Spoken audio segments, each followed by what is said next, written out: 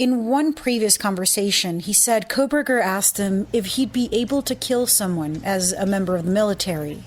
Another time, the neighbor told us he'd mentioned watching Netflix's drama series about Jeffrey Dahmer, allegedly prompting Kohberger to share how rare serial killers are. Hello, and welcome to True Crime Rocket Science, the most authentic voice in true crime. What triggered the Idaho killer?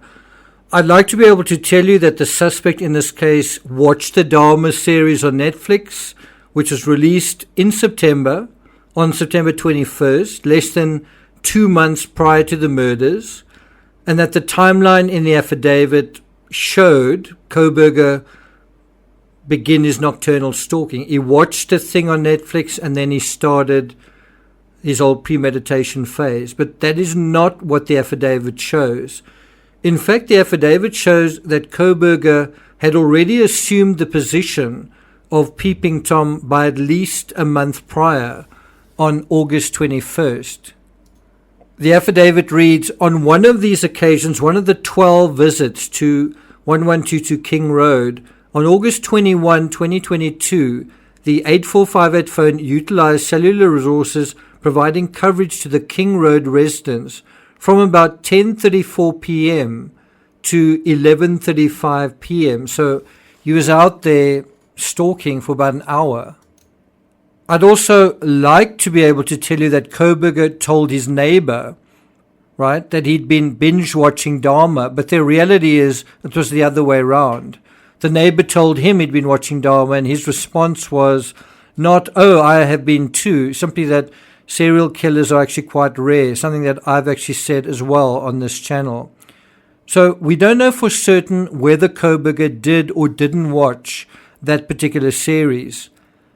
And that is how true crime, real true crime is. We want to tie a neat bow around something and say something quite simply and easily led to something else. But human behavior is usually a lot more intricate and complex than that. Even so, what if we took this question seriously and seriously tried to address it? Not only what triggered him, but when did it start? Before we get to that, if you haven't subscribed to the channel, please do. Welcome to the thousands of you who have subscribed to the channel recently. Incidentally, we have covered Dahmer on this channel, so if you're interested in watching that coverage, I'll put a link to the playlist in the description. If you're enjoying this episode, please like, share, leave a comment. And if you're really enjoying it, you can hit the thanks button. And let's get started. So let's start with when. To begin with, I think when is, in a sense, the easier of these two difficult questions. First of all, something seemed to germinate and fester in Washington and in Idaho in the summer of 2022 in a way that it simply did not for several years in Pennsylvania when he was in colleges in Pennsylvania. Something happened in the summer of 2022, something that was different. Now, within 5 months of commencing his studies in Washington, it seems something was actively chewing at him and doing so more vigorously than elsewhere or elsewhen. Secondly, the when of the crime immediately after a football game may have been broadly significant, or it may have been that a football game or other social setting led to the trigger. In other words, something in a social sense. Thirdly, I'm not sure if the seed is sown in 2022 or whether it had already been sown during childhood or adolescence, and the new setting, beautiful but isolating, merely brought past karmas back to the surface. So when may actually be more of a labyrinth than we think, and may go back a lot further and deeper into the suspect's backstory. I do think the events in the summer and autumn of 2022 in Washington and Idaho did nothing to calm or slow the criminal freight train that was rapidly gaining steam and momentum. Okay, so let's come down to it. What were these triggering events? It's difficult to imagine the intervention with Kohberger's class, where about 75 kids in a class of 150 were encouraged by the professor to criticize him, to actively criticize him. And it's difficult to imagine that would not have dented not only his ego and his esteem, but also his reputation as the numero uno asshole on campus. Now, we don't know where any of this fits into the timeline precisely, but what we do know is that Kohberger argued with his students over their grades earlier in the semester. Even his former charge, Hayden Stinchfield, reflected to ABC News, quote, "But you know, maybe there was more to that now." And that's a reference to that sort of bad teacher scenario that played out, bad teachergate. Interestingly, as the semester wore on and Kohberger engaged less and less with the students, it actually led to Stinchfield attributing this about turn, right, this change in his interactivity. He thought that this is about the acrimony, about Kohberger losing face over the grades issue. According to ABC News, quote, Stinchfield said he remembered Kohberger standing up to address the class fewer times towards the end of the semester. Stinchfield said that he thought at the time that Kohberger's lack of engagement might have been because students had argued over their grades with him earlier in the semester. So I guess bad teachergate is the nutgate of this case. We had nutgate in the Chris Watts case, and it felt like that certainly pushed matters in a particular direction. Well, didn't bad teachergate do the same thing here? It may not have been the sole trigger, but it's easy to imagine Kohberger coming out of that experience with a whole class essentially were sort of an audience where at least half of them literally hated him or seemed very upset with him. He must have come out of that with a feeling of vengefulness, bitterness, and resentment. And these were feelings that weren't unfamiliar to him. The deep roots of those dark feelings came from being bullied in high school. Imagine the sense of scorn and biting shame to have come so far, to feel like he'd left all of that far behind him, only to have these shits, university kids, go at him. Even if they were right, that had to have stung like a motherfucker. So was DAHMER part of it? Was he part of this whole triggering process?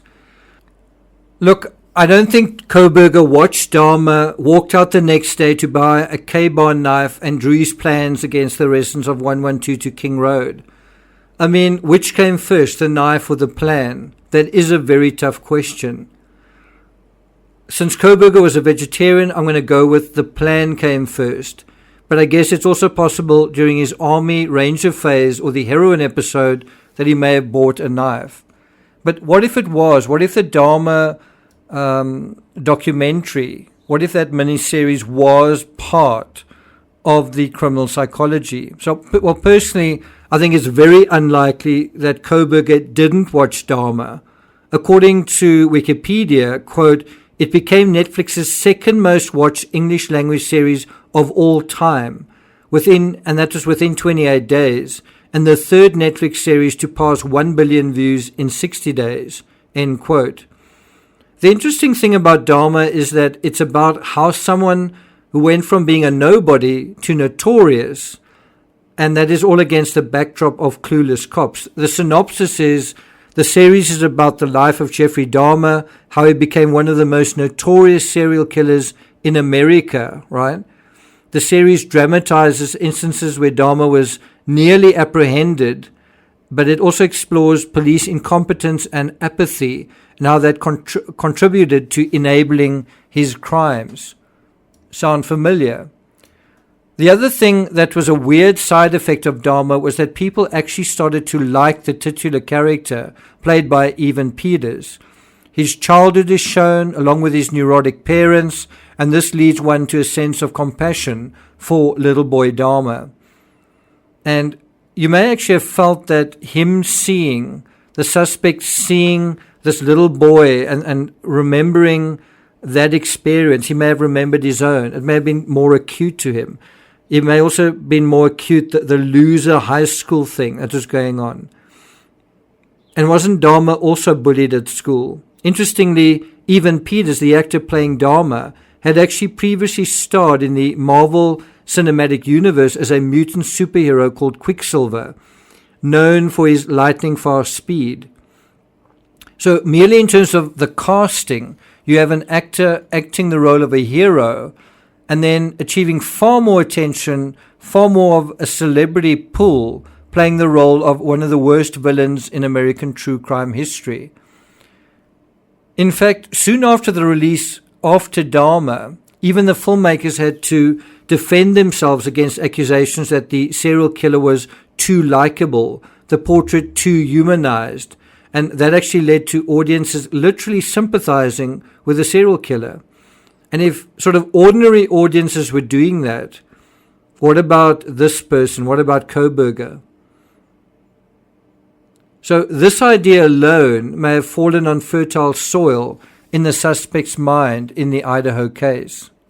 Dahmer's motive is also disturbingly similar to the imputed motive of the Idaho killer, that he started off feeling powerless, impotent, he couldn't connect with people, and so he did what he did principally to gain power. It was also a way of dealing with his loneliness, but it was really about gaining power. Dahmer's renown was due to a reign of terror that was really only recognized in hindsight, because the absence of his first few victims didn't really lead to much of an outcry. If the Idaho killer thought he could commit a crime as easily as Dahmer did, well, he was sorely mistaken. The series does tempt one to believe in the ease at which lives can be taken, except that policing, investigative LE techniques, and criminology in general have grown in leaps and bounds since Dahmer's reign of terror in the late 70s and 80s.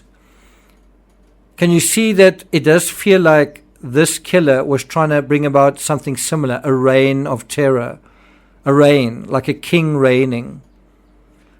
So, yes, it's certainly possible that fare like Dahmer, also Beast that came out in August 2022, and even The Rise of Skywalker may have fueled or fed some sort of brooding, underlying psychology. But the important thing to note is some sort of mechanism was already there. I think Bad Teachergate was far more triggering, but that in turn triggered wounds from high school. And, well, if the suspect did watch Dahmer often or obsessively or repeatedly, it could hardly have obstructed the criminal psychology propagating like a pandemic virus in his mind. Thank you for listening, and I'll see you guys next time.